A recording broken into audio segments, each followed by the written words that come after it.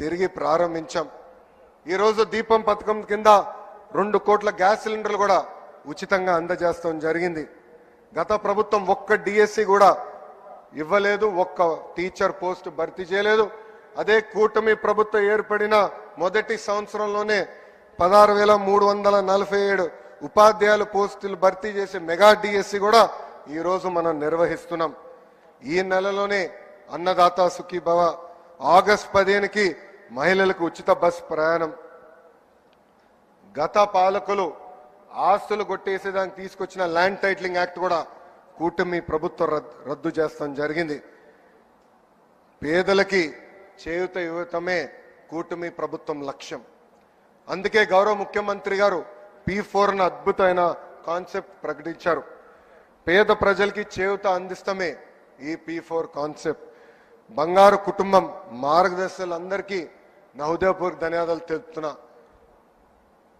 నేను ఏ రాష్ట్రానికి వెళ్ళినా, కేంద్రంలో ఏ మంత్రిని కలిసినా వాళ్ళందరూ ఒకటే అంటారు, బాబు గారు ఈరోజు ఆలోచించింది దేశం రేపు ఆలోచిస్తుందని. అలాంటి అద్భుతమైన కాన్సెప్ట్ P4 అని సభాముఖంగా మీ అందరికి తెలుపుతున్నా. ఇంకా పవన్ అన్న నాయకత్వంలో పంచాయతీలకి నిజమైన స్వాతంత్రం వచ్చింది. పంచాయతీలకి బకాయిగా ఉన్న 1000 కోట్ల రూపాయల నిధులు నేరుగా పంచాయతీలకు వేశాం. రైతుల నుంచి 56 లక్షల మెట్రిక్ టన్నులు ధాన్యం సేకరించాం. 13,600 కోట్ల రూపాయలు ఈ యొక్క కార్యక్రమం కోసం కూటమి ప్రభుత్వం కూడా చెల్లిస్తాం జరిగింది. ఇంకా పొగాకు, మిర్చి, కొక్కో, మామిడి రైతులు ఇబ్బంది ఉందంటే ప్రభుత్వం యుద్ధ ప్రాతిపదికంగా స్పందించి ఈ రోజుని వాళ్ళని కూడా ఆదుకుంటాం జరిగింది. అభివృద్ధి వికేంద్రీకరణం అనేది కూటమి ప్రభుత్వం ఎజెండా. కేవలం ఒక ఏడాదిలోనే 9.5 లక్షల కోట్ల పెట్టుబడి, వాటి ద్వారా 8 లక్షల మందికి ఉద్యోగాల కల్పన కోసం ఒప్పందాలు కుదిరించుకున్నాం.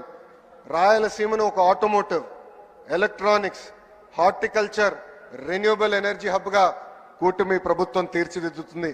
ఏకంగా LG ఎలక్ట్రానిక్స్, రెన్యూ లాంటి సంస్థల్ని రాయలసీమకి ఈ మొదటి సంవత్సరంలో మేము తీసుకొచ్చాం. ఇంకా ప్రకాశం జిల్లాలో రిలయన్స్ CBG ప్లాంట్లు ఏర్పాటు చేస్తున్నాం. ఉభయ గోదావరి జిల్లాలో ఆక్వాని పెద్ద ఎత్తున ప్రోత్సహిస్తున్నాం.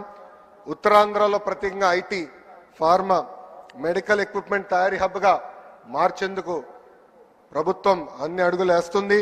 ఏకంగా ఆర్సిలర్ మిత్తల్ ప్రాజెక్ట్, ఒక TCS, ఒక కాగ్నిసెంట్ కూడా ఉత్తరాంధ్రకి ఈరోజు కూటమి ప్రభుత్వం తీసుకొచ్చింది. మన ప్రభుత్వం డబుల్ ఇంజిన్ సర్కార్. మన నమో రాష్ట్రం కోరిన అన్ని కోరికలు ఈరోజు తీరుస్తున్నారు. అమరావతి పనులు ఈరోజు డబుల్ స్పీడ్లో పట్టాలు ఎక్కించాం. పోలవరానికి ఏకంగా 12,000 కోట్ల రూపాయలు కేటాయించారు. ఒక విశాఖ ఉక్కు కాపాడేదానికి 11,500 కోట్ల రూపాయలు ఈరోజు మన నిధులు ఇస్తాం జరిగింది. ఇంకా ఉర్వకల్ కొప్పర్తి ఇండస్ట్రియల్ నోడ్కు 5,000 కోట్ల రూపాయలు కేంద్ర ప్రభుత్వం మనకి సహాయం చేసింది.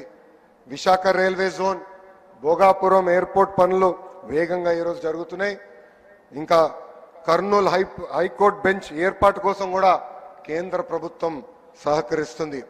ఇది ఈ డబుల్ ఇంజిన్ సర్కార్ వారినే సాధ్యమని దయచేసి ఇక్కడున్న మనందరం గమనించాలని కోరుతున్నాం. నేను విద్యాశాఖ మంత్రిని. నా శాఖలో తీసుకువచ్చిన అనేక సంస్కరణల గురించి కూడా ఒక నిమిషం మీ అందరికి చెప్పదలుచుకున్నా. రాజకీయాలకు అతీతంగా విద్యా వ్యవస్థ ఉండాలని బలంగా నమ్మే ప్రభుత్వం ఈ కూటమి ప్రభుత్వం. గతం పాలనలో ఫోటోలు, రంగుల పిచ్చిలు మనందరం చూసాం. పుస్తకాల పైన, బ్యాగుల పైన, బెల్ట్ల పైన, చివరిగా కోడిగుడ్డు పైన కూడా ఫోటోలు పెట్టే పరిస్థితి. ఏకంగా ఫీ రీంబర్స్మెంట్ నుంచి చిక్కి వరకు 6,500 కోట్ల రూపాయల బకాయిలు మన నెత్తిపైన పెట్టి వాళ్ళు పోయారు. ఇంకా మధ్యాహ్నం భోజనం కూడా ఆనాడు బకాయిలు పెడితే కూటమి ప్రభుత్వం అధికారంలోకి వచ్చిన తర్వాత నాదెండ్ల మనోహర్ గారు నేను కలిసి మధ్యాహ్న భోజనంలో ఈరోజు సన్న బియ్యం కూడా కూటమి ప్రభుత్వం అందజేస్తుంది. స్కూల్ కిట్కి ఏకంగా డాక్టర్ సర్వేపల్లి రాధాకృష్ణ గారి పేరుతో అందిస్తాం కూడా జరుగుతుంది. మారుతున్న కాలానికి తగ్గట్టుగా కేజీ నుంచి పీజీ వరకు కరికులం కూడా మేము మార్చుతున్నాం. బ్యాగ్ బరువు తగ్గించేదానికి సెమిస్టర్ వైడ్ డివైడ్ చేసి ఏకంగా పుస్తకాలు కూడా పిల్లలకి ఈరోజు అందించాం. పుస్తకాల దగ్గర నుంచి చిక్కీల వరకు పార్టీ రంగులు లేవు, ముఖ్యమంత్రి గారి ఫోటో లేదు, విద్యాశాఖ మంత్రి గారు కూడా ఫోటో లేకుండా ఈ పిల్లలకి ఈరోజు కూటమి ప్రభుత్వం అందిస్తుంది. ఇంకా నేను విద్యాశాఖ మంత్రి అయినప్పుడు టెక్స్ట్ బుక్లు చూసా, ఇంటి పనులు ఫోటోలు ఉంటే అన్ని మగవాళ్ళు చేసే ఫోటోలే ఉన్నాయి. అది మారాలని బలంగా నమ్మి ఈ సంవత్సరం టెక్స్ట్ బుక్లో ఇంటి పనుల ఫోటోలు సగం ఆడవాళ్ళు సగం మగవాళ్ళు చేసే పరిస్థితి ఫోటోలు కూటమి ప్రభుత్వం పుస్తకాల్లో కూడా పెడతాం జరిగింది. ఇంతేకాదు మన ప్రభుత్వం ఏడుపడి నాటికి 1 క్లాస్ 1 టీచర్ కేవలం 1200 ప్రాథమిక పాఠశాలలుంటే జియో 21 ద్వారా ఈరోజు 9800 పాఠశాలలకి తీసుకెళ్తాం జరిగింది. ఇంకా ఆనాడు ఉపాధ్యాయులందరూ నన్ను కోరారు నా పాదయాత్రలో జియో 117 రద్దు చేయమని. ఈరోజు కూటమి ప్రభుత్వం గర్వంగా చెప్తుంది, అధికారంలోకి వచ్చిన తొలి సంవత్సరంలోనే జియో 117 మేము రద్దు చేస్తాం కూడా జరిగింది. ఇంకా ప్రభుత్వ ఉద్యోగస్తులు కూడా ప్రభుత్వానికి గుండెకాయ లాంటి వారు. సిఎస్ గారి దగ్గర నుంచి గ్రామంలో పనిచేస్తున్న చిన్న ఉద్యోగం వరకు గత ఏడాది కాలం చాలా అద్భుతంగా కష్టపడ్డారు. దారి తప్పిన రాష్ట్రాన్ని సరైన దారిలో మనందరం పెడతాం జరిగింది. ముఖ్యంగా నా టీచర్లు నాకు అద్భుతంగా సహకరించి ఈరోజు భారతదేశానికి ఒక పారదర్శకంగా నిలబడే పరిస్థితికి తీసుకొచ్చారు. గత ప్రభుత్వంలో మన ఉద్యోగస్తులను ఎట్లా వేడిచ్చారో మనందరం చూసాం. ఉపాధ్యాయులను ఏకంగా లిక్కర్ షాప్ ముందల నిలబెట్టి కాపలాగా నుంచోబెట్టారు. జీతం ఎప్పుడు వస్తుందో తెలియని పరిస్థితి. అలాంటిది కూటమి ప్రభుత్వం ఏర్పడిన తొలి నెల నుంచే 1వ తారీఖు నాడే ఉద్యోగస్తుల జీతాలు కూడా మేము చెల్లిస్తున్నాం. ఏదైనా సమస్య వస్తుంటే కూర్చుని మనందరం మాట్లాడుకుంటున్నాం. సంఘాలకి ఏమైనా ఇబ్బంది ఉందంటే మన తలుపులు తెరిచి వాళ్ళని ఆహ్వానించి కూర్చుని మాట్లాడే పరిస్థితి మనందరం ఈరోజు తీసుకొచ్చాం. నేను ఇప్పటికీ 65 ప్రజా దర్బారులు చేశా. ప్రజలు ఎదుర్కొంటున్న సమస్యలు నేను నేరుగా తెలుసుకుంటున్నా. అవన్నీ నీట్గా డిపార్ట్మెంట్ వారిగా డాక్యుమెంట్ చేసి ఎప్పుడు క్యాబినెట్ మీటింగ్ ఉంటే ఒక 20 నిమిషాల ముందలెళ్ళి ప్రతి మంత్రి గారు కూడా నేను ఆ వివరాలు ఇస్తాం జరుగుతుంది. ఇక్కడున్న మిమ్మల్ని అందరం కూడా నేను కోరుతున్నా, ప్రజలు మన దగ్గరికి వచ్చినప్పుడు ఆప్యాయంగా పలకాలి, కూర్చోబెట్టాలి, వాళ్ళ సమస్యలు పరిష్కరించడానికి మనం ప్రయత్నించాలి. అన్ని సమస్యలు దేవుడు కూడా పరిష్కరించలేరు, కానీ మనవంతు మనం ప్రయత్నించాలని ఇక్కడున్న ప్రభుత్వ ఉద్యోగస్తులందరినీ కూడా నేను కోరుతున్నా. అంతేకాకుండా ఎమ్మెల్యేలు ఎంపీలు కూడా నేను ఒక విషయం చెప్పదలుచుకున్నా. ప్రజలు ఒక పవిత్రమైన బాధ్యతతో మనందరినీ 94% మందిని ఏకంగా గెలిపించారు. మన పైన ఒక బాధ్యత పెంచారు.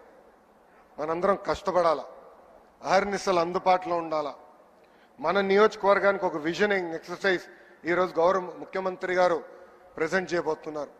ఆ విజనింగ్ ఎక్సర్సైజ్ అధికారులతో కూర్చుని డెవలప్ చేసి రాబోయే రోజులు అంటే వచ్చే 4 సంవత్సరం మన నియోజకవర్గాన్ని ఎలా అభివృద్ధి చేయాలి అనే దానిపైన అందరం కూర్చుని పనిచేయాల్సిన అవసరం చాలా చాలా ఉంది.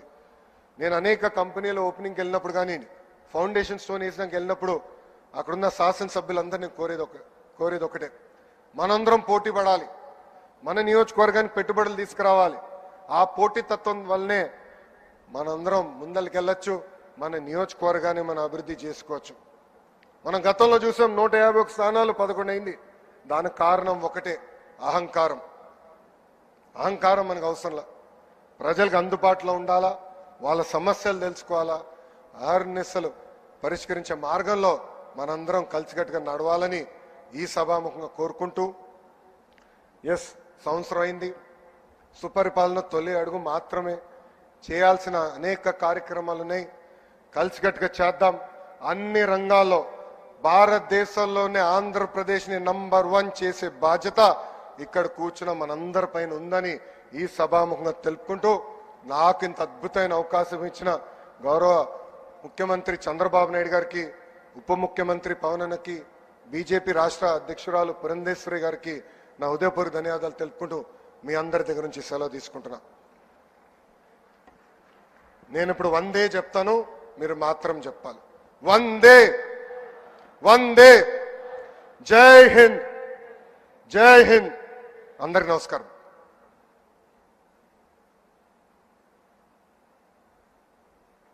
ధన్యవాదాలు సార్.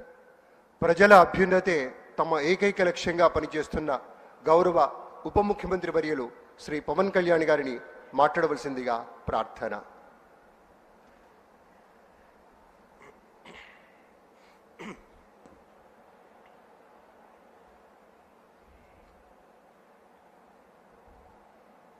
కూటమి ప్రభుత్వం అధికారంలోకి వచ్చి